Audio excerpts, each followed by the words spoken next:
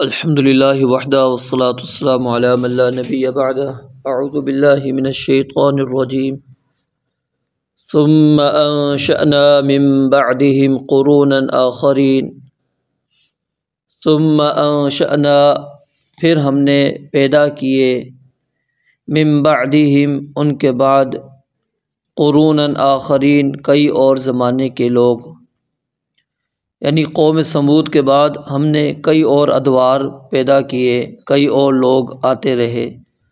ما تسبق من امت اجلہا، کوئی امت اپنے وقت سے نہ آگے بڑھی ہے، وما یستأخرون، اور نہ وہ پیچھے رہتے ہیں، یعنی جو اللہ تعالیٰ نے مدت مقرر کر دی ہے اسی پر ہی وہ دنیا کے اندر آئے اور اسی کے مطابق ہی وہ اس دنیا سے چلے گئے۔ اس آیت کے اندر در حقیقت جو مشرکین ہیں ان کو اللہ رب العالمین دھمکا رہے ہیں کہ یہ نہ سمجھو کہ عذاب کے اندر تاخیر ہو رہی ہے، تم پر عذاب نہیں آ رہا کہ تم بچ جاؤ گے۔ یہ جو مہلت تمہیں دی جا رہی ہے یہ اللہ تعالیٰ کے اصول کے متعلق، قانون کے مطابق تمہیں دی جا رہی ہے کہ اللہ تعالیٰ نے ایک وقت متعین کر دیا ہے کہ کب انسان نے اس دنیا سے جانا ہے، کب اس کے اوپر عذاب آئے گا۔ تو جب وہ وقت آ جائے گا تو ما تسبق من امت اجلہا وما یستأخرون، نہ اس سے پھر کوئی جلدی پہلے جا سکتا ہے اور نہ ہی اس کے سے تاخیر ہوگی، وہ عین وقت کے اوپر ہی وہ معاملہ ہو جائے گا۔ ثم ارسلنا رسولنا تترا، پھر ہم نے اپنے رسول بھیجے تترا پے در پہ، یعنی مسلسل ہم رسول بھیجتے رہے۔ اب یہاں پر اللہ تعالیٰ نے کون کون سے رسول بھیجے، کس کس قوم کی طرف بھیجے، وہ ساری باتیں محذوف کر دی، صرف کیا ہے اشارتاً بات کر دی ہے کہ بہت سارے ہم نے رسول قوم سمود کے بعد ہم بھیجتے رہے، آتے رہے۔ کلما جاء امۃ رسولھا، جب کبھی آتی تھی امت کے پاس اس کا رسول، کذبوہ، تو وہ اس نبی کو جھٹلا دیا کرتے تھے، فاتبعنا بعضهم بعضا، تو ہم نے ان کے بعض کو بعض کے پیچھے چلتا کیا، یعنی ہم بھی پھر ان کے اوپر عذاب لاتے رہے۔ جب نبی بھیجتے ان کی اصلاح کے لیے، دعوت وہ نبی ان کو دیتے، وہ نہیں مانتے تھے تو پھر کیا ہوتا تھا، اللہ کہتے ہیں ہم عذاب بھی بھیج دیتے تھے۔ وجعلناہم احادیث، اور ہم نے انہیں کہانیاں بنا دیا، یعنی صرف تذکرہ ہے بس، اور کچھ بھی نہیں ہے، ان کا کوئی نام و نشان ان کا موجود نہیں۔ فبعدا لقوم لا یؤمنون، پس دوری ہو ان لوگوں کے لیے جو ایمان نہیں لاتے، یعنی ان کو ابھی بھی وقت ہے ان کے پاس کہ وہ نصیحت حاصل کر لیں کہ قومیں آئیں، آتی چلی گئیں اور وہ تکذیب کرتی چلی گئیں اور ہم نے بھی ان کو تباہ کر دیا۔ تو اب ایسا نہ ہو کہ تم رسول اللہ صلی اللہ علیہ وسلم کی تکذیب کر رہے ہو، آپ کو جھٹلا رہے ہو تو ہم تمہیں بھی ختم کر دیں۔ ثم ارسلنا موسیٰ، اب یہاں پر جو ثم کا لفظ ہے یہ اس بات کو واضح کر رہا ہے کہ ایک لمبے وقفے کے بعد سیدنا موسیٰ علیہ السلام ان کو اللہ تعالیٰ نے نبی اور رسول بنا کر بھیجا ایک لمبے عرصے کے بعد۔ ثم ارسلنا موسیٰ واخاہ ہارون، پھر ہم نے موسیٰ اور اس کے بھائی ہارون علیہم السلام ان کو بھیجا، بآیاتنا، اپنی آیات کے ساتھ، وسلطان مبین، اور واضح غلبہ دے کر بھیجا، کیونکہ اللہ تعالیٰ نے ان کو اپنی قوم کی طرف نبی بنا کر نہیں بھیجا بلکہ فرعون کی طرف بھیجا تھا۔ اب فرعون بڑی شان و شوکت والا تھا، انا ربکم الاعلیٰ کا دعوے دار تھا، اور اس نے بنی اسرائیل کو جو موسیٰ علیہ السلام کی قوم تھی اس کو غلام بنا رکھا تھا، ان سے محنت مزدوریاں وہ کروایا کرتے تھے، ان کے بچوں کو ذبح کر دیا کرتا تھا، ان کی عورتوں کو، لڑکیوں کو ہے وہ زندہ چھوڑ دیا کرتا تھا۔ تو بہرحال وہ بڑا ظلم اور زیادتیاں ان کے اوپر کرتا تھا، اور بڑی اس کا ایک سلطنت تھی، حکومت تھی، غلبہ تھا اس کا۔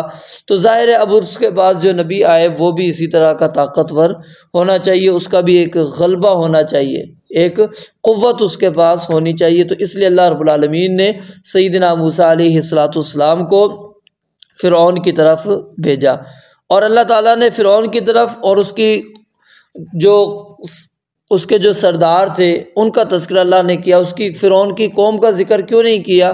اس کی وجہ یہ کہ ان کی کوئی حیثیت نہیں تھی، سرداروں کی حیثیت تھی یا پھر فرعون کی ہی حیثیت تھی، اس لیے اللہ تعالیٰ نے ان کا ہی ذکر کیا۔ تو فرعون کی طرف بھیجنے کا مقصد کیا تھا؟ توحید کی دعوت دینا مقصود تھی، اور بنی اسرائیل کو آزادی دلوانا مقصود تھی۔ تو اللہ رب العالمین فرماتے ہیں ہم نے موسیٰ علیہ السلام اور ان کے بھائی ہارون کو بآیاتنا اپنی آیات کے ساتھ یعنی معجزات کے ساتھ نشانیاں دے کر ہم نے بھیجی، جو فرعون کے غرق ہونے سے پہلے فرعون کے اوپر ظاہر ہوئی، اور جس کا ذکر سورہ اعراف کے اندر موجود ہے۔ اب اس میں وہ جو سمندر کا پھٹنا، من و سلویٰ کا نازل ہونا، بادل کا ان کا سایہ فکن ہونا، یہ نشانیاں اس کے اندر شامل نہیں ہیں، یہ اس کے علاوہ نشانیاں ہیں۔ وسلطان مبین، اب یہ بآیاتنا کے اندر یہ چیز شامل تھی، لیکن یہاں پر الگ طور پر اس کو ذکر کیا۔ اس سے مراد ایسا غلبہ اللہ تعالیٰ نے سیدنا موسیٰ اور ہارون علیہم السلام کو عطا کیا تھا کہ وہ اس غلبے کی بنیاد کے اوپر فرعون اس کا کچھ بھی بگاڑ نہیں سکا۔ یعنی موسیٰ علیہ السلام جب گئے، صرف کیا ہے؟ عصا، ان کے پاس ایک لاٹھی تھی اور کچھ نہیں۔ وہ اسی طرح اس کے دربار کے اندر چلے گئے، دعوت پیش کی، کوئی روکنے والا نہیں۔ فرعون نے دھمکیاں دی، جیل میں ڈالنے کی دھمکی دی، قتل کرنے کی دھمکی دی، لیکن نہ قتل کر سکا، نہ جیل میں ڈال سکا، کچھ بھی نہیں کر سکا۔ پھر اس نے کہا چلو مقابلہ کروا دیتے ہیں تمہارا جادوگروں کے ساتھ، تم یہ جادو لے کر آئے ہو۔ تو یہ کیا تھا؟ اصل میں اللہ رب العالمین نے وہ ایک ہیبت جو موسیٰ علیہ السلام کو عطا کی تھی، وہ ان کے اوپر غالب آ چکی تھی۔ وہ اس ہیبت کی وجہ سے وہ موسیٰ علیہ السلام کے ساتھ کچھ بھی نہیں کر سکا، اگرچہ طاقت سب کچھ اس کے پاس موجود تھی۔ اور کتنے واضح الفاظ کے اندر سیدنا موسیٰ علیہ السلام نے کہا کہ ان ارسل معنا بنی اسرائیل، ہمیں ہمارے ساتھ بنی اسرائیل کو بھیجو۔ فوراً مطالبہ کیا، توحید کی دعوت دی، اور ساتھ میں کہا میں تمہارے پاس اس لیے آیا ہوں کہ تم بنی اسرائیل کو آزاد کر دو۔ اور پھر فرعون نے جب یاد دلوایا کہ تم تو وہی ہو جو بچے تھے، میں نے تمہیں پالا، تو کہا ان عبدت بنی اسرائیل، اگر تو نے مجھ پر احسان کر دیا ہے تو کیا اس احسان کا بدلہ میری قوم سے لے گا؟ تو ان کو غلام بنا لے گا۔ اگر تو نے مجھے پالا ہے تو اس وجہ سے اب تو بنی اسرائیل کو غلام بنا کر رکھے گا۔ تو اللہ تعالیٰ نے یہ سارے انداز بیان کی۔ اب یہ اس انداز سے گفتگو کرنا یہ ظاہر ہے کب ممکن ہو جب پتہ بھی ہے کہ سارے ادھر وہی ہے، ان کی طاقت ہے، حکومت بھی اس کی ہے، میری قوم تو ان کے آگے وہ غلام کی حیثیت ہے۔ تو یہ اللہ تعالیٰ نے ان کو ایک سمجھو طاقت اور غلبہ ان کا دیا تھا، رعب دبدبہ ان کا دیا تھا کہ اس کے آگے فرعون اور اس کے سردار کچھ بھی نہیں کر سکے۔ تو فرمایا، اور یہی چیز رسول اللہ صلی اللہ علیہ وسلم جب مکہ سے نکل رہے تھے تو اللہ تعالیٰ نے آپ کو یہی دعا سکھائی تھی کہ وَقُلْ رَبِّ أَدْخِلْنِي مُدْخَلَ صِدْقٍ وَأَخْرِجْنِي مُخْرَجَ صِدْقٍ وَاجْعَلْ لِي مِن لَّدُنْكَ سُلْطَانًا نَصِيرًا، کہ مجھے اے اللہ اپنی طرف سے ایسی سلطان، ایسا غلبہ مجھے دے دے جو میرے لیے مددگار ہو، یعنی میرا ایک رعب اور دبدبہ۔ اور نصرت بالرعب مسیرۃ شہر، نبی علیہ السلام کو اللہ تعالیٰ نے یہ خاص معجزہ عطا کیا کہ دشمن 1 مہینے کی مسافت پر ہوتا تھا، آپ سے کپ کپاتا تھا، ڈرتا تھا۔ یہ آپ کی مدد کی گئی تھی بالرعب، رعب کے ساتھ، کہ 1 مہینے کی مسافت کے اوپر دشمن کے اوپر خوف طاری ہو جایا کرتا تھا کہ رسول اللہ صلی اللہ علیہ وسلم کہیں آ کر مجھ پر حملہ نہ کر دیں۔ تو یہ آپ کا ایک خاص معجزہ تھا۔ الی فرعون و ملئہ، ہم نے موسیٰ اور ہارون علیہم السلام کو بھیجا فرعون اور اس کے سرداروں کی طرف، فاستکبروا، تو انہوں نے تکبر کیا۔ یعنی ہونا کیا چاہیے تھا، وہ مان لیتے بات، لیکن انہوں نے سخت انداز کا تکبر کیا، انکار کر دیا۔ اور تکبر کیا ہوتا ہے؟ بطر الحق وغمط الناس، حق بات کو ٹھکرا دینا اور لوگوں کو حقیر سمجھ لینا۔ وَكَانُوا قَوْمًا عَالِينَ، اور وہ بڑی بلند قوم تھی، سرکش قوم تھی، یعنی ان کے اندر یہ صفت پہلے سے ہی موجود تھی، وہ بات مانتے ہی نہیں تھے۔ فقالوا، تو انہوں نے جواب دیا، کہا انؤمن لبشرین، کیا ہم ایمان لے کر آئیں، لبشرین مثلنا، اپنے جیسے 2 انسانوں کے اوپر، 2 بشروں پر، وقومہما لنا عابدون، اور ان دونوں کی قوم ہماری غلام ہو۔ یہ تو ہو ہی نہیں سکتا، ہم انسان کی بات مان لے، اور پھر مانے بھی ایسے انسان کی بات جس کی قوم ہماری غلام ہے۔ وہ کیا کہیں گے، جی ہمارے اوپر تو بڑی حکومت کی تھی اور ہمارے 2 بندوں سے گھبرا گئے ہو۔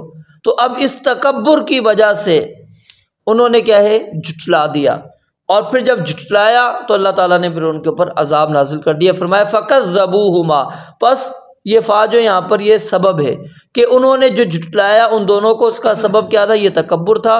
فَكَانُوا مِنَ الْمُهْلَكِينَ، اب جب انہوں نے جھٹلایا تو یہ جھٹلانا ان کی ہلاکت کا سبب بن گیا۔